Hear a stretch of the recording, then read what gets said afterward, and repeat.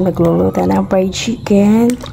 Binabad ko na siya guys sa kalamansi, konting asin, at lagyan ko na rin siya ng panimpla. At ito po ang kanyang ito ko siya ng crispy fry. Ayan, nagaganyan muna natin siya guys. Para magiging crispy fry talaga siya, fried chicken. Diba? Siyempre pala guys, nilaluan ko to siya ng itlog guys, no? Binabad ko siya sa itlog. Isang itlog lang. Yan.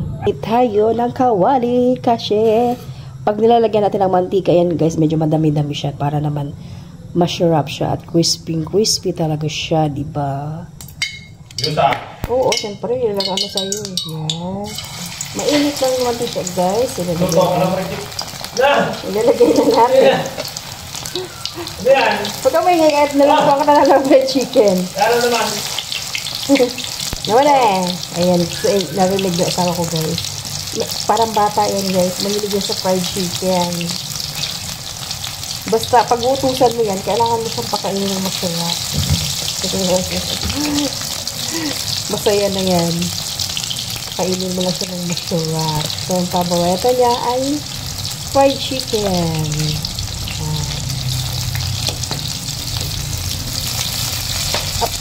Yan na siya guys, ang ating fried chicken. Pero syempre guys, akala nyo maruubusin namin. Hanggang umaga na yan guys. Para initin na lang siya, diba? Para isahang ano na lang. Ayan. Mahalo mo, mabitin. O di, minuto pa siya. Ayan guys, nag-red na siya.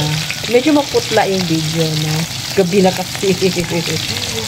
Kailangan medyo mahina lang yung apoy guys para hindi siya masunog, diba? Para lutong-luto. Maganda. Kalamansi. Lagyan ko siya ng itlog. Tapos tinimplahan ko siya. Tapos yun, yung crispy fry na nilagay ko. Tsaka yung pinaghalo ko yung crispy fry. Tsaka tasty boy. Ang sarap din siya guys. Ayan na guys. Luto na.